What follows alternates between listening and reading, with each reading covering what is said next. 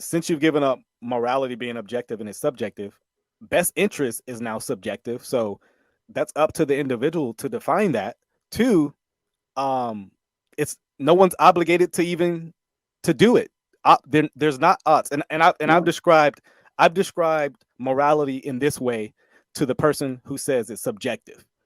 I got Okay, a question for you when you get done. okay, When you the fair, say is who's obligated? Okay, yeah, okay, fair enough. good. Um, in a subjective worldview, morality is like going to get ice cream. Hopefully, you can follow my thinking right here. Okay. If it doesn't make sense, let me know. Um, one person may like vanilla, the other Hmm. person may like chocolate, right? Hmm. But it's not evil that person A likes vanilla, and it's not evil or even good that the person likes chocolate. If you get what Right. I'm saying, so I get you. and nor is the person obligated to get what I get. And Hmm. so when I describe morality in that sense, I hope you, I think you say you kind of got what I was going at.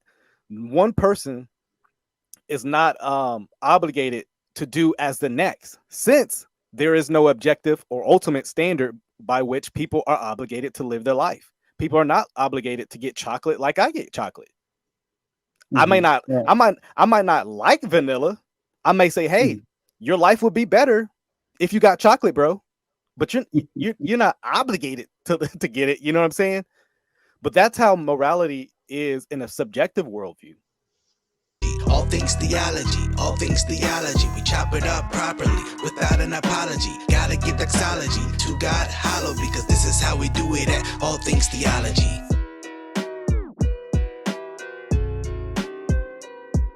Welcome back to another episode of All Things Theology. I'm your host, Kdub, and boy, you're going to enjoy this episode. This is a continuation of last episode or last video, if you're watching on YouTube, of ex-pastor versus Christian.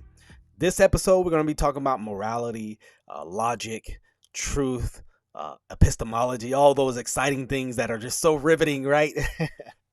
But I hope you enjoy. Make sure to like this episode and make sure you subscribe if you're not. Grace and peace. Yeah, Now, for sure. when you say that this Bible is oh man, I'm losing my thought. When you say that it is How about this? inerrant, go ahead. How about this? Because we kind of been banging on inerrancy for a while. Uh, like I said, I really, because of the presuppositionalist in me, the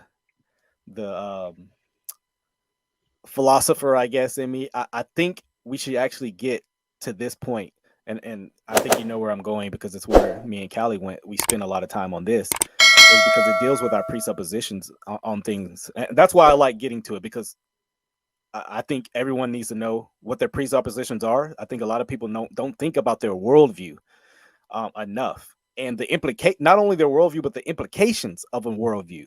And so though you profess to believe in God, you obviously not the Christian God I believe in. That's where our differences would get in. So I think this will actually be a point of good point of contact or disagreement as well. Um, I want to ask the question that I asked um, Callie, the same question to you. Um, is truth objective or subjective? That's a good question. So it depends on the type of truth. One of the things I looked into when I was watching that debate, if we're talking about things that can be proved, that type of proof is objective Okay. because truth is something that resides in reality. That Hmm. that's just what truth is. If it's not in reality, it is not true. And if it is objective truth, and because you can talk about subjective truth being that which people who are within a particular belief system believe.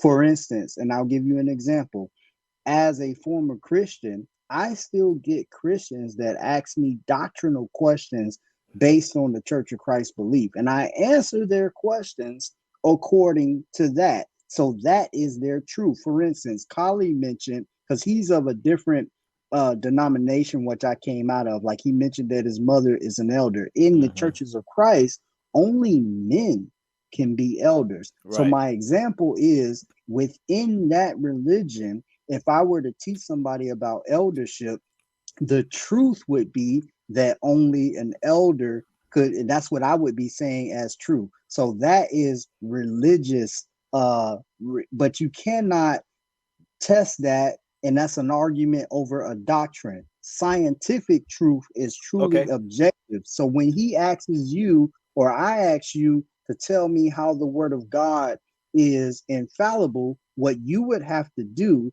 is demonstrate for me where the manuscripts, or where the scholars have gone in and pulled out all of the spurious texts and left us with something that tells us what the original said, and we don't have that. Well, Is that clear? I would disagree with that, but I want to walk you down a series of questions. What part would you disagree with? Because I want to Um, know. well, mainly your argument that we can, because that seems to me more of a subjective view, that we can only know what is true if it's, now if I misunderstand you, definitely let me know. Kind of testable and repeatable. Was that your? No, I said scientific truth, Now or being I'm able. speaking of truth in general, not just science, but truth. That's the thing about truth, my brother. When you look it up, truth is not like uh this laptop I'm looking at you on. It does have context. Truth is either you could be talking to a person that's considering scientific truth, or that which is objective. Anything objective is true, and is true scientifically. If So it's back to my true question. to you, Back to my question. Truth is only that which is repeatable and demonstratable. yeah. But Let me hold on, show you wait, my wait, shirt. My but hold, shirt says truth is my only religion. That means the only thing that I'm bound by is that which can be objective. In other words, if I can observe it in reality and understand it, I'm going with it. That's the I'm only glad. thing I'm going to be held by. Not I'm not glad. not in religion sense, and that I'm a bust out a hymnal and all of that. But I'm saying the only thing my mind is going to be bound by. Now, when we talk about beliefs, anybody can have their belief, and I can discuss with somebody that agrees with me, and that be our so-called truth. That's what people mean when they say that they're true. So But truth really is that which complies with when you look it up. I mean, you can Google it. yeah, that Truth which is contorts that. the reality. There you go. Boom, Yeah, right there. and I would agree with that definition. Obviously I would add more to that definition, but so you said, man, you said a lot of interesting things there that I want to talk about, and maybe we can leapfrog to. So that which is comported to reality. So when I say truth, I'm not saying, because as soon as you say this, it actually goes into the realm of subjective. When you say what I feel, so I'm not. That's not where I'm coming from. But Me you made the neither. statement that which comports to reality. Um, how do you know what is real? Absolutely. That's a good question. Now, I don't know how deep you want to go. Let's I do it, can I bro. can go there because I'm a red pill type of person.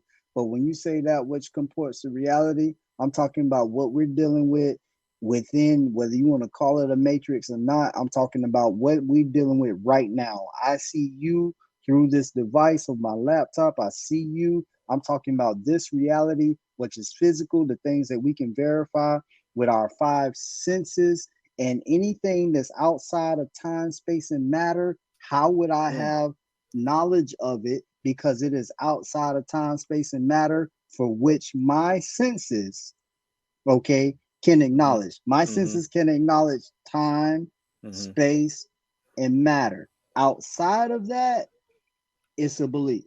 Interesting. That, man, that's a very interesting way to put it. So you, again, I'm asking for clarification. Mhm. Um, you would say you can only know that which is true according to your five senses. Would that be accurate? I'm saying according, yeah, if I'm gonna say to you that something is true and it's in reality. Because the Hmm. thing, let me give you some more. Be patient with me. Give me a Yeah, go second. ahead. Go I ahead. wrote a paper when I was at FAMU, and I hate to this day I lost that paper. So my religion, what was that class? Religion of philosophy, or philosophy of religion. That's what it was called. And I was in the church, and I had to write a paper on the existence of God, and I had to prove to a non-believer that God exists. So here was my thing. This is what I said. I said, well, uh, if you're in a room with a person, this was my argument, that believes, if you in a 4x4, let's say you locked up in jail or something, okay, Mm-hmm. and the other person in that room believes, okay, they're hallucinating, they believe that there's a lion in there with y'all, and they are afraid of lions. Now, that lion's not in reality really in there, but are you going to be influenced or subjected to some of their attitudes and how they're gonna act? Yeah, because they're gonna go crazy. You might be trying to calm them now, or they might be climbing over you and messing with you. So you're gonna be. I hate that I lost that paper, because he gave me a 97 on that paper, and I don't Good remember job. all the details on that paper. The point is that is in that person's mind. That's what they believe. The reality, though, that I'm talking about is something that is testable, or something that can be observed, or shown to be the case when we use logic and reason based on what evidence we have. The Ah, example of that, Is when we logic start to subjective or objective? exactly. and Exactly. logic is actually a process. That's the thing. Everybody don't I, have it. I Go ahead. well, I'm sorry. I I'll would, let you go. I'm not done, but I'm interested in what you're gonna say. yeah, because it's actually based on this, where because you're stating it's based on reality and our five senses. This is actually where I quoted Bonson earlier, and if you remember what I said, the unbeliever can Mm-hmm. count. Right. Sometimes the unbeliever can count better than the Christian, but the Mm-hmm. unbeliever cannot account for his counting. The point Bonton was making is that the unbeliever cannot justify the things he knows is true. It's not that you don't know what truth is, Eli. I'll say that very clear. You know things are true. The point is, I, now this is my point. Obviously, I think you would disagree, and this is where I want to ask this next question. You cannot justify the things you believe in. I want to point to the logic, because according to what you just said, logic does not exist, because your statement is according to reality and the five senses. You cannot measure logic according to five senses. You can't smell logic. You can't hear logic. You can't see logic. What's the other? You can't touch it. What's the other sense? Did I say smell? But yeah, according to the five senses, you can none of those. It's an immaterial concept. You are. Let me interrupt. Yeah, go ahead. I said logic is a process. So yes, you are right that you can't see here, but you use it. So I agree. when you use a process, in the process of using logic, depending on the thing to be tested, you may have to touch, feel it, taste it, see it, Yeah, smell but it. that's not And logic. I didn't say that. But so I didn't say that is. right, I said that but you logic is a process. right. And in that process, you will have to use these senses in order to evaluate the evidence. But And but when you, but here's the point I'm making. If the argument is prove logic exists, well, it's not what logic. It's not the So if I'm saying, hey, I want to know that this mouse exists, me saying, well, I can see it, that itself is not logic. So that wouldn't be proving logic. That would be using logic. And so, that's what I said, it's a process. but here's actually the strong point I'm thinking. I'm trying to bring up. How do you because in order to prove logic, you're trying to use logic, but using logic doesn't prove logic exists. You understand the point I'm No, making? no, no, no. Okay, I think I understand. So I said logic is a process, Mm-hmm. but the only way that you can know that I'm being logical Mm-hmm. is that through my process, I actually make sense. And by making sense, I mean that the next person listening to me is evaluating what I'm saying and that it also comports with what they see in reality. But So how do you what know we they're really, logical? I don't have to know that. I'm saying that they could not be. Right. They could not be. But I'm not debating that. We're talking about me. You asked me about my logic Yeah, and my reasoning. but you said the reason how you would know you're being logical is to if the other person kind of isn't kind of Yeah. so kind of coherent and agrees with it. So I would Right. the Right. question So I think goes, I'm gonna get to that. I'm gonna get to that. So what happens is a person could take like this discussion between me and you now. The way that people evaluate it is based on their own logic or whatever. So based on what I have said, let's take the example of the Bible being infallible or unadulterated. And when we talk about the Bible, if we're talking about the 66 that we know in the Western canon from Genesis to Revelation and everything in it, and to say that the word unadulterated is applied to it, meaning that this thing cannot have been mixed or added to or taken away from. And I go and look at something or I have defined the terms and I say, look, unadulterated means not added to, neither taken away from. And I'm calling the 66 books of this canon Bible. And I say, look, here's pericope adultery.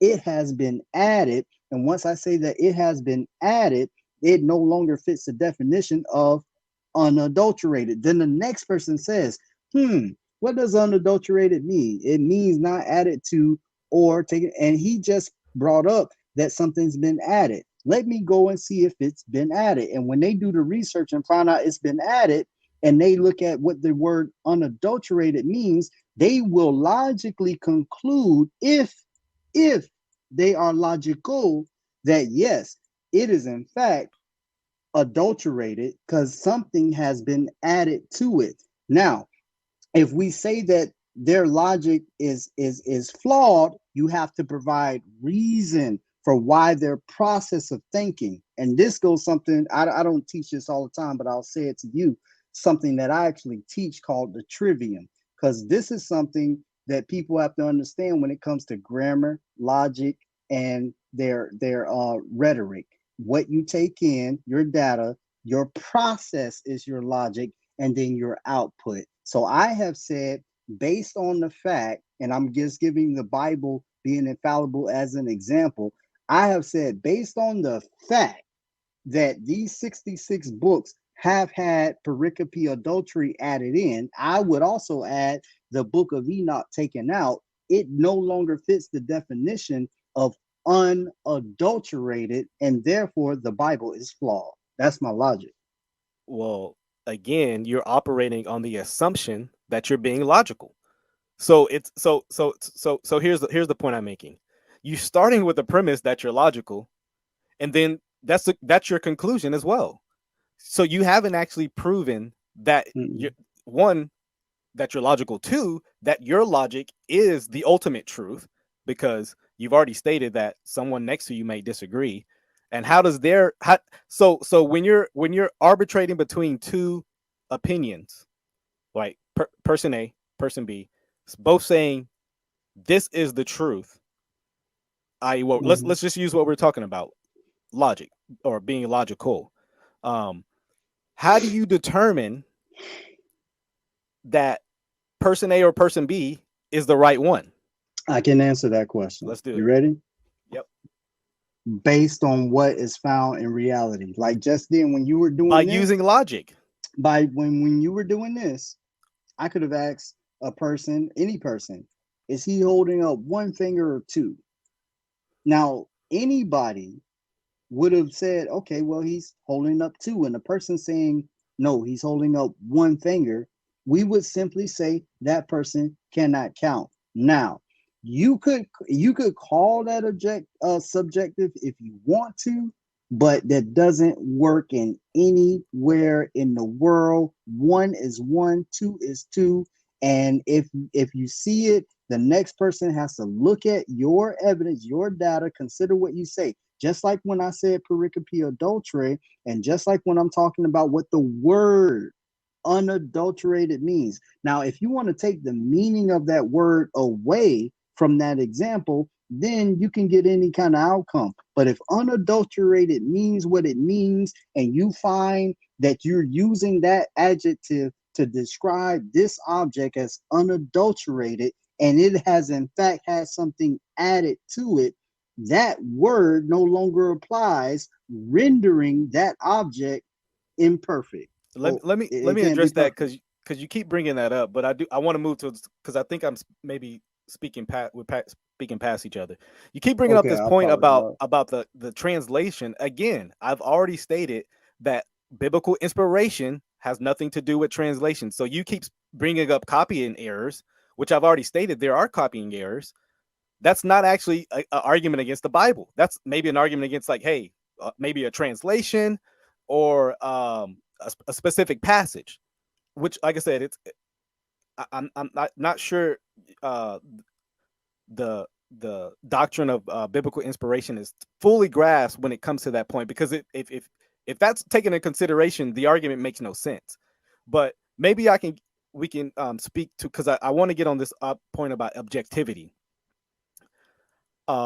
We kind of gone to the truth thing, and like I said, I don't know if it was kind of going where it was speaking to the heart of it, um, because like I said, I don't think it was speaking to the heart. But how do you? And I asked this to Callie. I'll ask it to you as well. I don't have any new questions. I'm a very routine guy. But how do you know that which is moral, objectively speaking? I'm good. I had a feeling you would ask me that, and what I can tell with the morality, and before I answer your question, are we clear that we totally disagree on the Yeah, infallibility of the Bible? So yeah. maybe that's something we would have a debate about. Okay, moving on to this morality issue. What when we talk about morality and you asking me, was it objective? Is that what you asked me? Correct. Yeah, whether or not it's subjective. Now this again is been an issue I feel for believers and non-believers. That which is conducive to progress would be a moral thing or whatever that is. You could apply that to whatever. That which is conducive to progress and not that which would harm somebody else seems to me to be something that is moral because it increases all of us. Now, whether or not that's subjective or objective, I believe that's something that is testable and we can see. We can look at racism, for instance. Racism is as if we look at it in a moral sense, it may be good for these people over here advancing financially and everything, but it's not good for maybe somebody else. That to me means that that is an immoral thing. That which is moral works in the best interest of everybody.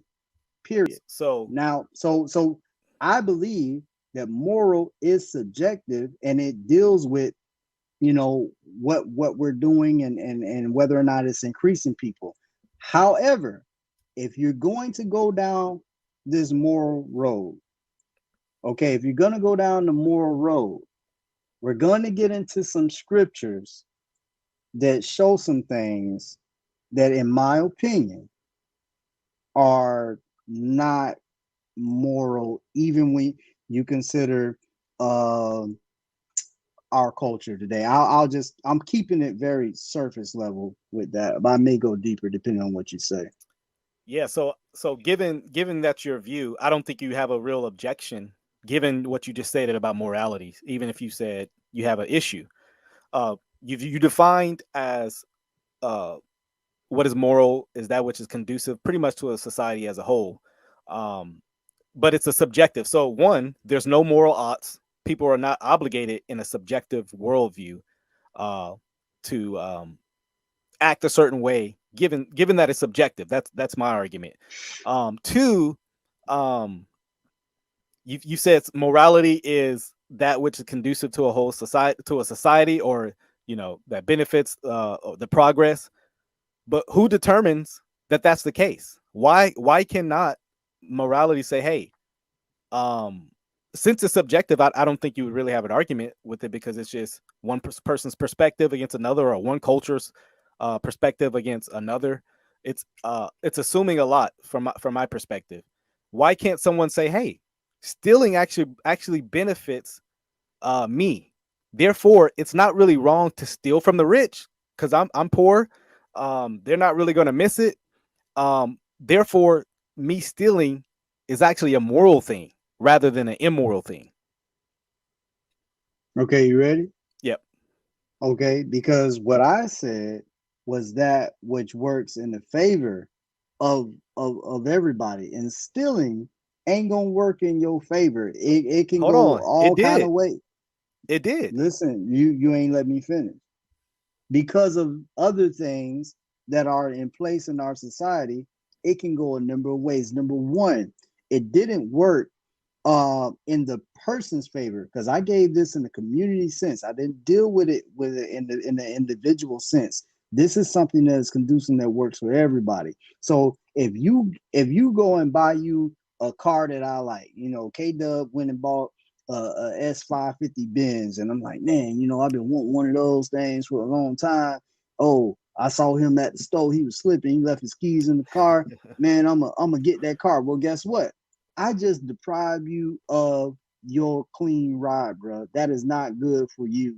That is immoral. Now I have caused you pain, whatever. Separate, unless if you don't care, that could be another thing. That's subjective, how you gonna feel about it. But I doubt you're not gonna care about that. Then the other thing is not gonna work out well for me, because I'm sure you're gonna call the popo. And when the popo catch up to me, my behind is going to jail for a very long time for Grand Theft Auto. That didn't work out for me. And if I'm upset about it and I try to fight the police, they might end up killing me.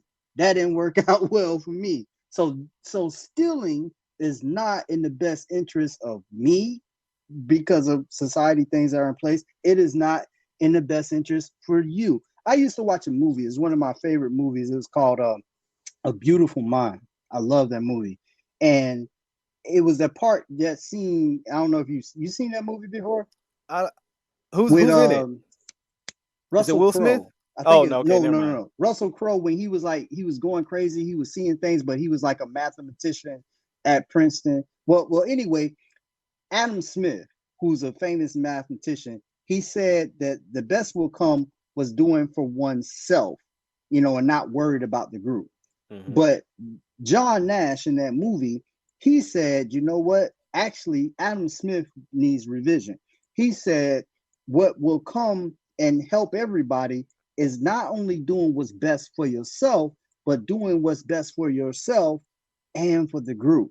See, when we think on a, I'm not going to steal his car. You know what? I'm not going to steal his car, but I'm going to take the fact that K-Dub has the Benz that I want. I'm going to walk up to K-Dub and say, yo, man, hey, what you into? What kind of business you do? I need to figure out how to get my life like you got it, because you have achieved some things that I want to achieve. And if I work hard enough to do what you did to get that Benz, not only have you increased me by giving me, whatever your plan was and your game was, and as I start trying to achieve it, I'm making myself better. That would mean an increase. That's the moral thing to do. Okay. But that's my explanation on that. And I think this gets to the point of the Greg Bonson quote. I agree with everything you just said, but given that you're operating on a subjective worldview, why should anyone care? Why are there moral odds that are being placed on an individual to act? I'm gonna tell you why. Hold on. Let me. Okay, given that it's subjective, and I think you need to take this into account. Why does anyone have to care or follow this certain, it's because it sounds like an objective standard that's being placed on people that they must follow this way. Why does one have to care what you think? I mean, there are many things that we don't care what people think. Why can't we apply that to this morality? Right. You ready for my answer on that? Straight up answer. Absolutely. Because number one, and it's gonna sound funny when I say this, Mm-hmm. because you live here, because you live on Earth. Period. Now let me explain. The reason that works is because people have a few things that seem to be innately in us. I don't know if I can go too deep into it, but one is self-preservation, bro. You know, you're gonna fight or you're gonna flight. You know, you're gonna fight or you're gonna run. Basically, self-preservation. Then we look at the other innate thing, and that's procreation. You know, you're trying to move your genes into the next generation. The reason why Darwin. this is beneficial, that's I don't subscribe to Darwin. I But don't that was what agree he with argued. him. How But go ahead. Sorry. However, well, I ain't gonna get off into the trail. The thing Sorry is, about that. the thing is, when we talking about when we're talking about self-preservation and all these things, and why should people care? Because here's the thing: when you don't care, bruh, and you realize that you live here, think about going back to the example. You don't have to care that the next man benefits, but if you continue to oppress that man, there's gonna be rebellion. Like, I don't know your position, but I know, like, I better not say that because I don't know if we'll use this later, and I don't want anything taken down. But I'm not a jab person. You know what I'm talking about when I say the jab, right? I'm not. I hear you. I hear you. I don't buy that. So my thing is, I gotta find another example now because I don't want anything taken down. Let me address this, because I still think you're operating on the assumption that one must care about Right. you know. So that's the premise. Do you care about you is what I'm getting at. I'm going to a real law of the street right now. The question is not whether or not you care about me, but do you care about you? No. Because I'm going to some very basic stuff. Listen closely. Always somebody out there better than you. Listen, care. Listen closely to what I said. It wasn't even caring about myself. The question was, okay, why do I have to care at all? You don't. Exactly. You don't. I agree. You're right. You don't have to care. One is not obligated. Would it be in your best interest to know and act with wisdom? Would it be? Because you don't have to care, okay, about, leaving your car on lot. You don't have to care. You know what I'm saying? You don't have to care about nothing. You don't have to care about nothing but yourself. But right. Is that in your best interest is what I'm going to ask. So this gets to my point. One, since you've given up morality being objective and it's subjective, best interest is now subjective. So that's up to the individual to define that. Two, it's no one's obligated to even to do it. There's not odds. I've described morality in this way to the person who says it's subjective. Okay. I got a question for you when you get done. Okay. When you say is who's obligated. Okay. Yeah. Okay. Fair enough. In a subjective worldview, morality is like going to get ice cream. Hopefully you can follow my thinking right here. Okay. If it doesn't make sense, let me know. One person may like vanilla. The other person may like chocolate, right? But it's not evil that person A likes vanilla, and it's not evil or even good that the person likes chocolate. If you get what I'm saying. So, and nor is the person obligated to get what I get. And so when I describe morality in that sense, I hope I think you say you kind of got what I was going at. One person is not obligated to do as the next, since there is no objective or ultimate standard by which people are obligated to live their life. People are not obligated to get chocolate like I get chocolate. I may Mhm. not, Yeah. I might not like vanilla. I may say, hey, Mhm. your life would be better if you got chocolate, bro. But you're not obligated to to get it. You know what I'm saying? But that's how morality is in a subjective worldview. So, who is harmed depending on what flavor of ice cream we get? In your example, I'm just saying, who is at risk of self-preservation, procreation? Is another one. I'm kind of foggy right now, but I'm just saying. I get where you're going. I understand your example, and those are subjective things. And a person all day, that's the definition of subjectivity. Neither one of them is good or bad. You can say, "Hey, I like chocolate," but okay, cool. But because you say you like chocolate, who is harmed? So here's the point, and this is why I brought that up, and I'm glad you actually brought what you brought up. In a subjective worldview, it doesn't matter. It doesn't matter, given that there is no moral odds. I don't care. It doesn't matter because guess what? They could be allergic to vanilla. It doesn't matter if it harms or not in a subjective worldview on the basis of that on the basis of that foundation that morality is subjective So because you're talking about the person that likes vanilla, but they could be allergic to it, so they still want vanilla. When you say they could be on, I, I'm just saying. Hopefully, you follow. We're using this as an analogy. I You know, understand the yeah, analogy, yeah. but I'm going somewhere with it myself. It depends on what you're saying. So in your analogy, the person that likes vanilla but is also allergic to it, um, and you're asking about that either being an either issue. or, either or. Because in a subjective worldview, there's no moral odds. Mhm. If I give him vanilla and he's allergic to it, The it's thing not about you subjectivity, hold on. Let me quote Richard Dawkins because he actually, if you know who that okay, is, he's an yeah, atheist. I know who that is. Yeah, and to this point on subjective worldview, he actually gets to the heart of it. He says there is no good or evil, only blind, pitiful indifference. Ultimately, he's saying it doesn't matter because there is no objective world. It's only subjectivity. It's only indifference. Like who cares? Now, I don't think he lives that way, and that's my argument to the non-believer. They don't I live don't like a, think he does either. but I don't think I don't think anybody. he does. That's the point I'm making. Nobody lives like the world is subjective. Everybody lives according to the worldview I'm saying. Truth is objective. They may philosophize on the subjectivity of the world and there are no moral oughts, but as soon as someone steals their wallet, they act like stealing is objectively wrong. You know what? Or go say what you. I didn't want to interrupt you. You said most people live according to your worldview. You said most people live how? They live according to the worldview that I'm saying, the Christian And that worldview. is, and The that Christian is, worldview. you said Absolutely. objective. You used the word objective. Yep, absolutely.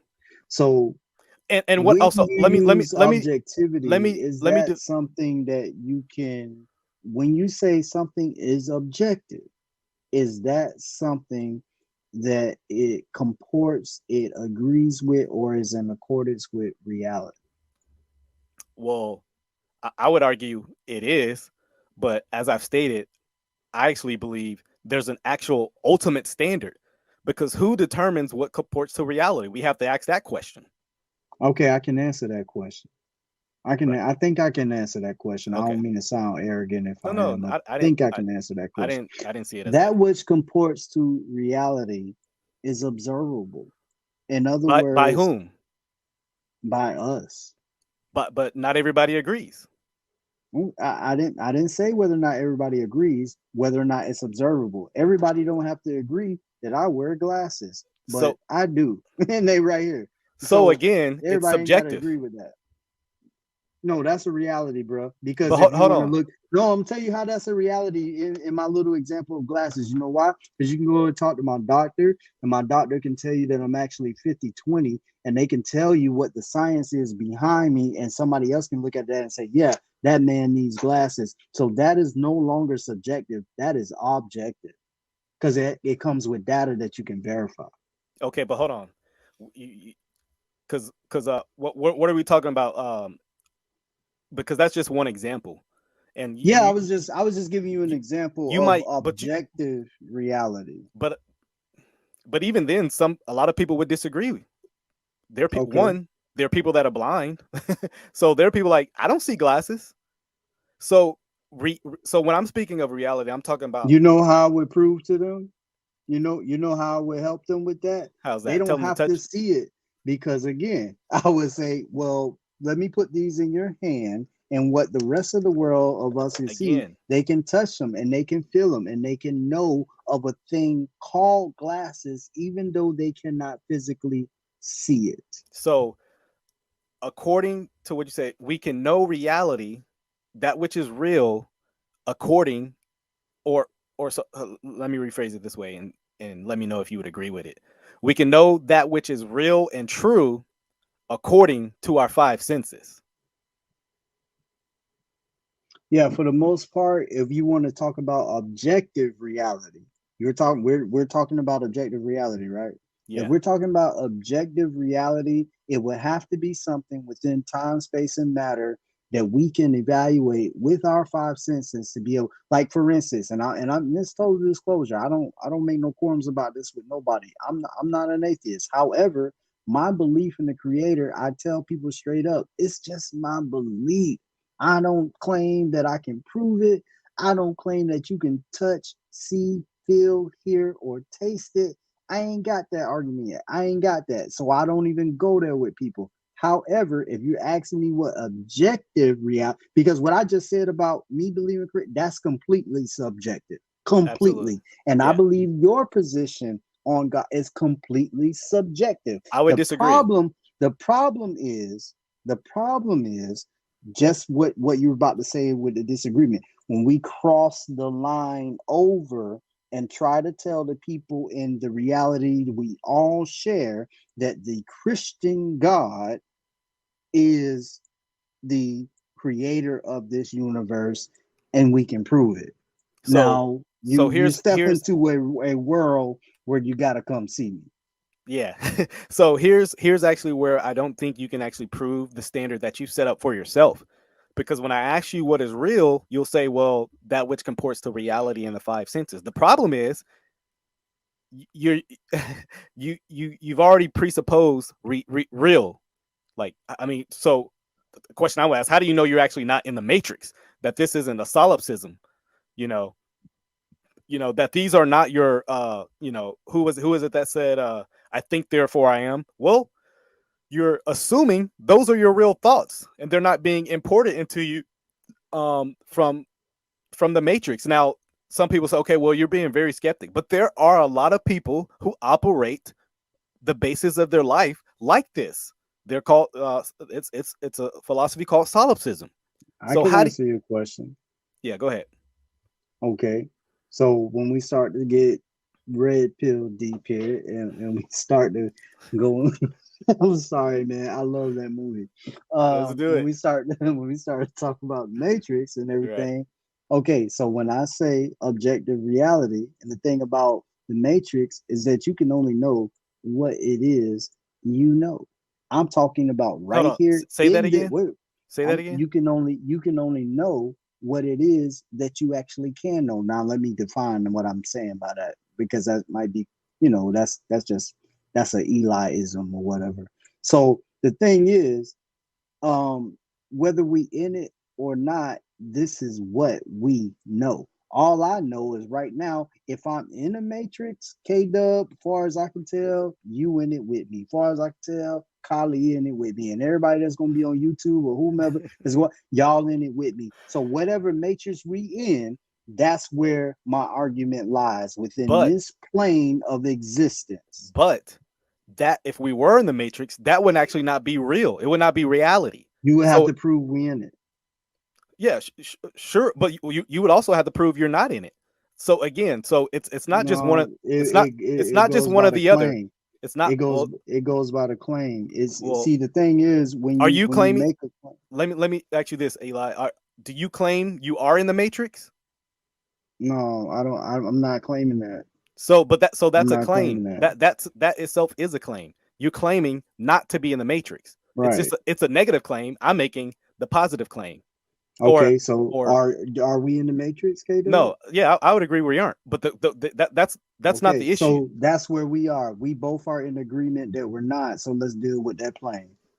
But hold on, that's giving your definition of reality. It's that which comports to that which, or giving your definition On of the truth. plane that we are on the whatever plane that is, you know, whatever dimension that is, I'm calling that our reality of time, space, and matter, that which we have evaluated, whatever our years of sciences, the scientific method on, when we start to talk about scientific truth, verifiable truth, or verifiable things.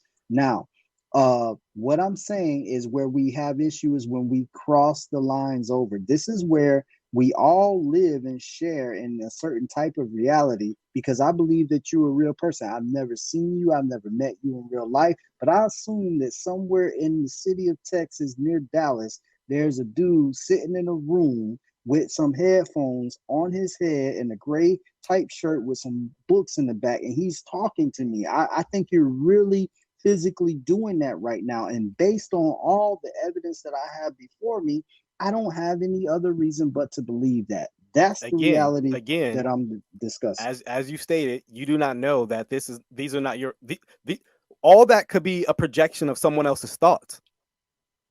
It was all a Which dream. I used to read Word Up magazine, Salt and Pepper and Heavy D up in the limousine. It could be all a exactly, dream, it could bro, be all a but dream, but it which doesn't would seem mean like it's it right not now. real. Dreams don't seem like they're sometimes dreams seem very real. I've had very real dreams, but it was Yeah, still not real. So, yeah. but given your worldview, you would have to account for that as well. That it's, I think the best you can have is it is most probable, but I don't know for certain. So, It may aha. be most probable, Most, and most, most probable. So, what be? And I know the time is getting long, so I do want to nail this down. Let me ask you straight up. And we can talk some more because I want us to have one thing and then maybe talk about a structure for a talk or not really a talk. I'm straight up want to have a debate. And the reason why I call it that because I came up watching debates on cassette tapes or rather listening to them, I'm sorry, on cassette tape, watching more once YouTube came into the picture.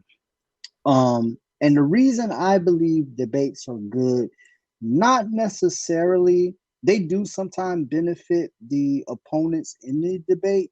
However, I think they are it's for good the for audience. learning yeah, for the people. So you may not necessarily convert me, I may not necessarily convert you, but it does do some good for people to feel and see our strongest arguments on an issue. So when we talk about the Bible as the infallible word of God, I take the position that, and this would be my position statement, the Bible is not infallible and cannot be proven to be infallible and the word of an all knowing, all powerful, all loving entity. I don't think you can make that statement given your worldview. I know you don't, but that's my position. I know that's your position, but it's inconsistent with your professed worldview. That's why I say you actually live like a Christian when it comes to actually your practice. And I don't mean like you actually Okay, worshiping Jesus. maybe I want you to define, but that right now, that's my position Here, that I would like to debate you on. But yeah, it, and and you can affirm whatever you want, but tell me why you say that. yeah, thank you. The reason why I say it's actually inconsistent and incongruent with your position is because of your position of objectivity and subjectivity. Your claim is that, um, if I recall right, that truth is subjective. Therefore, to make a claim that it can't be proven No, I said is morality. I said morality could be subjective, but truth. When you truth. talk about truth, these are things that comport to reality, and if So it comports or okay, agrees with reality, it's verified. Yeah. so even how you define truth is actually subjective. It's actually not objective Okay, because tell me. it's actually appealing uh to self or others, like in a communal agreement. It's actually not absolute truth, or objective or an ultimate. So me, I don't care if I'm the old. So I would define truth as like you can be the only one saying something and be right. It actually is not based on the five senses. It's not How would based you on. know when you say you could be the only one saying something and be right? How would that individual verify that they are right, even though nobody believes? How the verification of that being right? How did you do Boom. that? Because it's not actual based on communal agreement.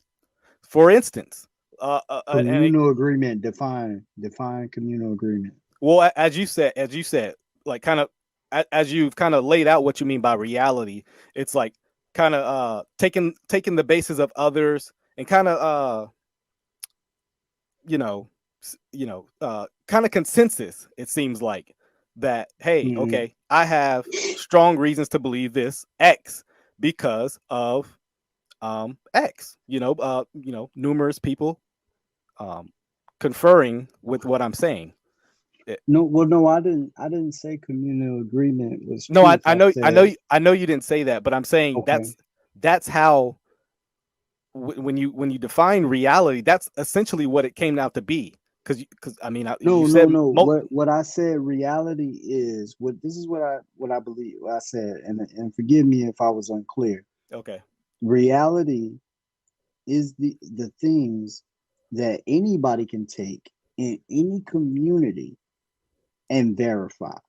And Okay. in other words, when I gave the example, when you were giving the example, and you were doing this with your fingers, and I said, "Is he holding up two fingers?" Okay, and English is two, and Spanish is those, and whatever language it will be. But essentially, it's I we're, get we're you. talking about two. Yeah. So that is verifiable in any community, any whatever they consider two. That's what you were holding up Yeah, at the time. So that's what I was that getting at. is reality. That's not subjective though. It is what it is. But you are assuming the validity of the reality. Explain that. Because when you appeal to others, one, you're assuming their rationality and you're assuming they're correct when they tell you they see two. Obviously, we're using a simplistic analogy, but I think obviously we can make it more complex when we go to other things. Just because they agree or or in agreement with you seem rational doesn't mean they actually are. Well, see, here's the thing. That an individual's rationality or understanding of the world may perhaps have some limits. So when we're keeping it simple, when I was teaching people things, I often tried to let them know I have to start where they are. I believe in order for a teacher to be a good teacher, you got to start where you are.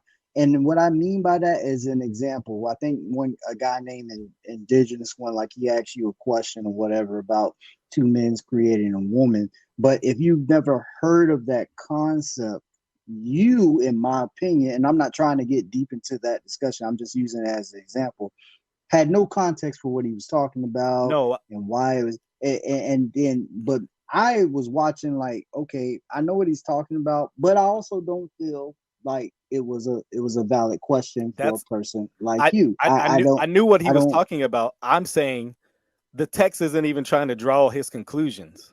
Well, I understand what you were saying. I actually got understood both of you. I didn't necessarily disagree or agree with both. I could go with that either way when y'all were talking about that.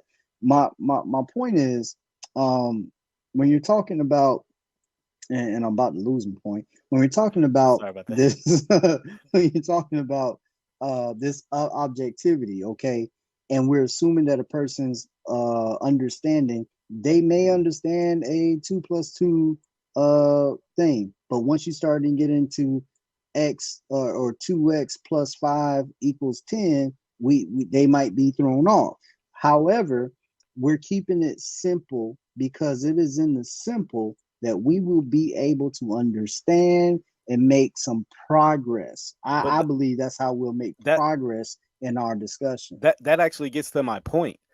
I'm not saying it depends on their understanding or not. They cannot understand it. They could understand it, and it will be irrelevant to the point of it being true. Okay. Let me read the definition.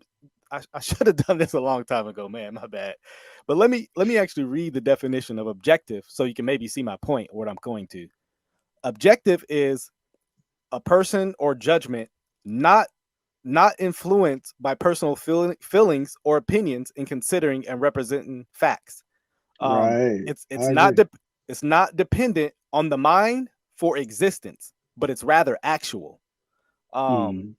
So it actually doesn't depend on me, my evidence. It doesn't depend on. So I'll say it this way. Something was true before I existed, and it'll be true after I exist.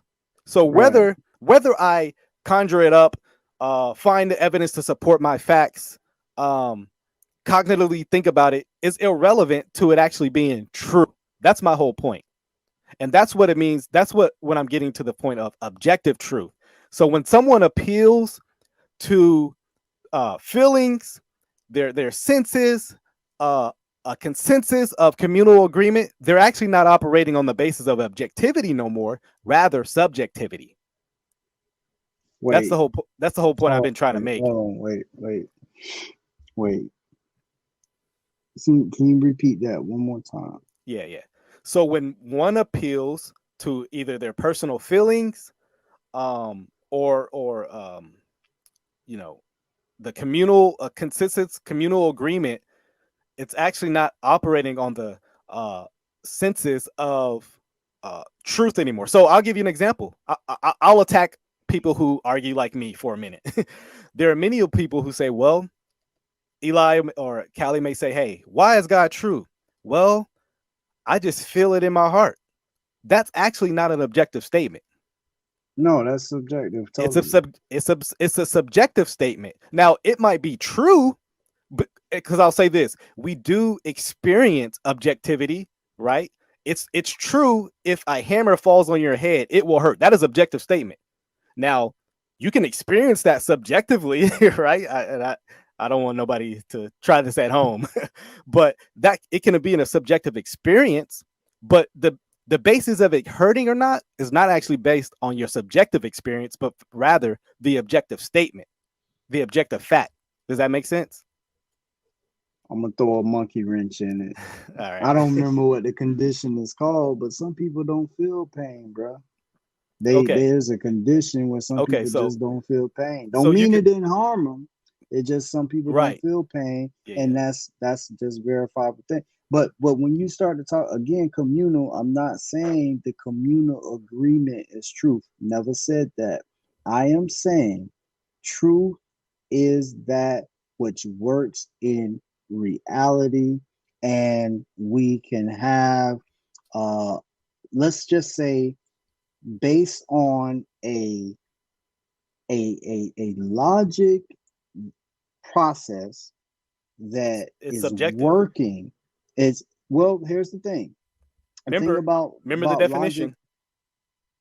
the You thing remember the about def go ahead. it says it's not dependent on the mind for existence. So as soon as you say, Right, well, right. it makes So sense to me, it's subjective. right.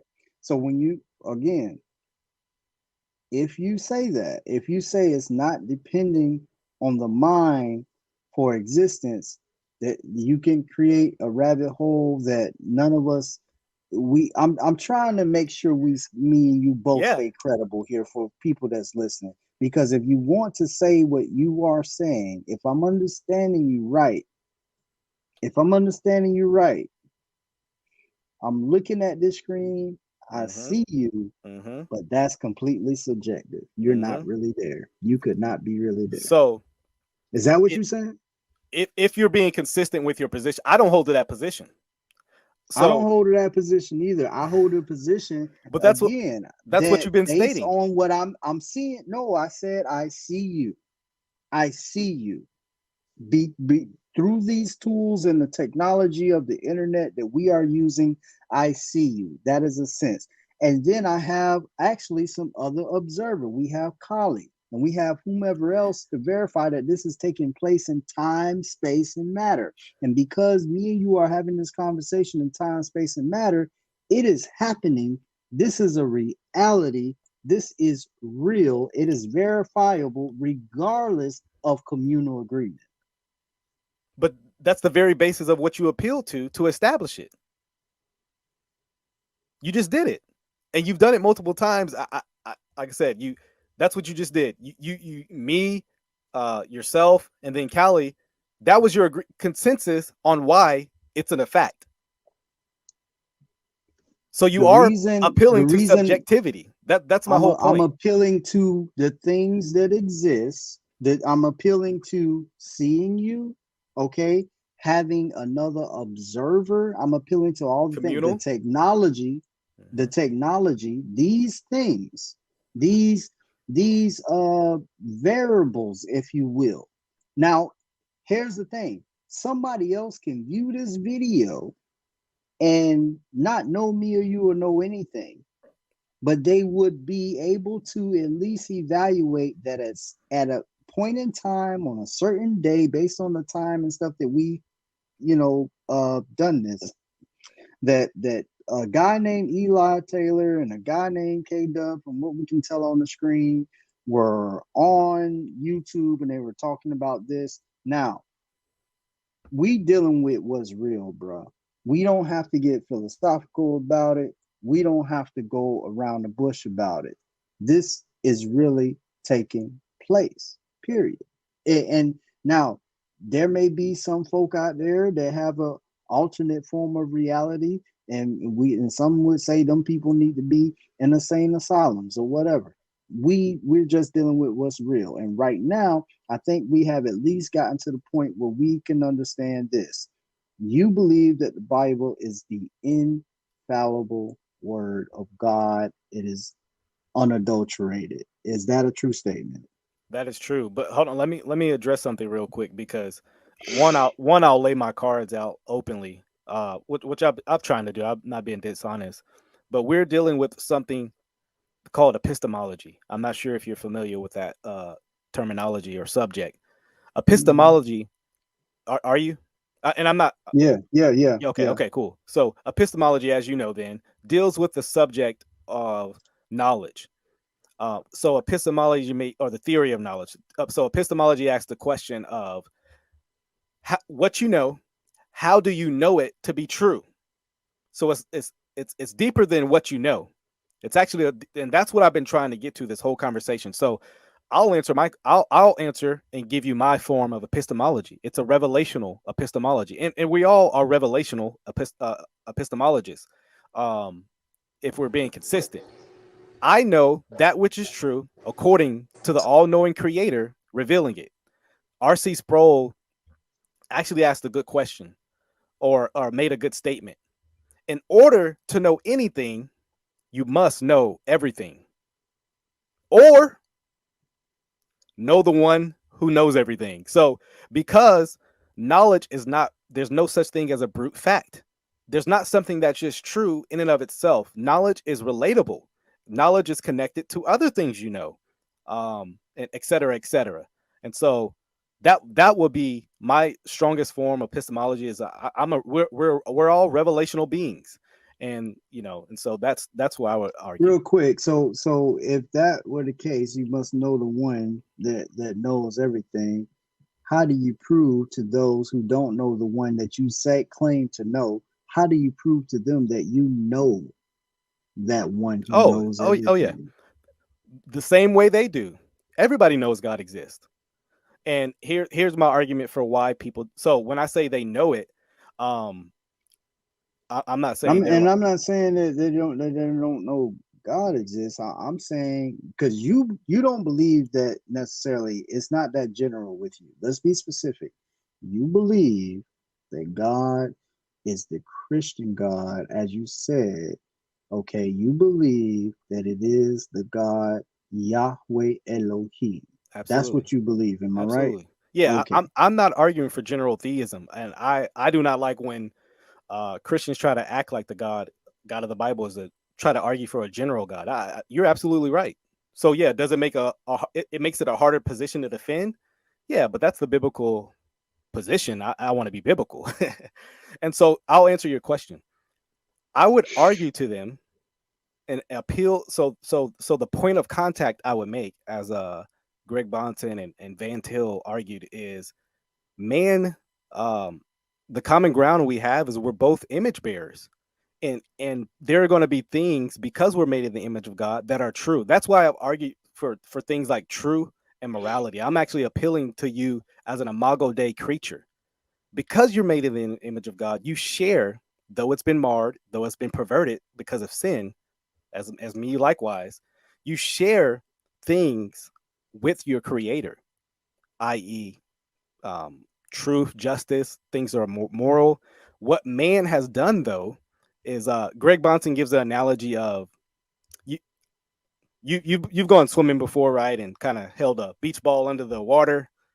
What does that beach ball want to do? Stay afloat. It wants to come right back up, right?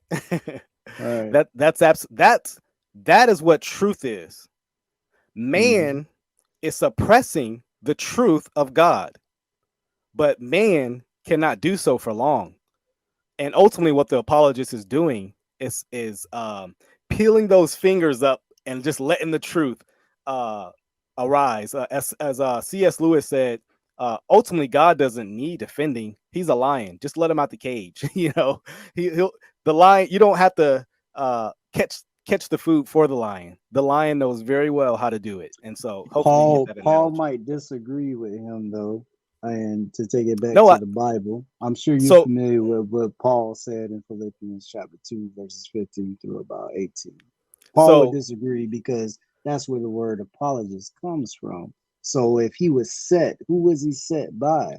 I think it would be that the God that you believe in set him for the apologia, the defense. So if he didn't feel that he needed Paul, he wouldn't have set him for defense. Well, one, God doesn't need anything, because that would kind of contradict a self-sufficient ex nihilo God, meaning he's in need of nothing. But that's not what I meant. When I say God doesn't need defending, what I'm not saying is that we don't need to make an apologia, a defense for the faith. That's not what I'm arguing. What I'm arguing is there's a certain kind of argumentation that we are to be operating in that does not actually offend the creator. And so there's certain kind of apologetic methods that I think does that. And so that's kind of what I'm getting at. Not that we don't share our faith and make a defense for the faith.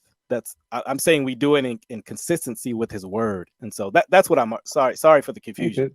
No, it's good. So I think, and how do we, what kind of format could we set up at least, I mean, we've covered a lot. Maybe there will be more to come, but at least this whole infallibility of the Bible thing is something I think people would benefit from hearing both sides. And I'm sure, we'll quote scholars at different points in time, but then there will be points of reasoning that either somebody would understand or not understand. They may agree with you, they may agree with me.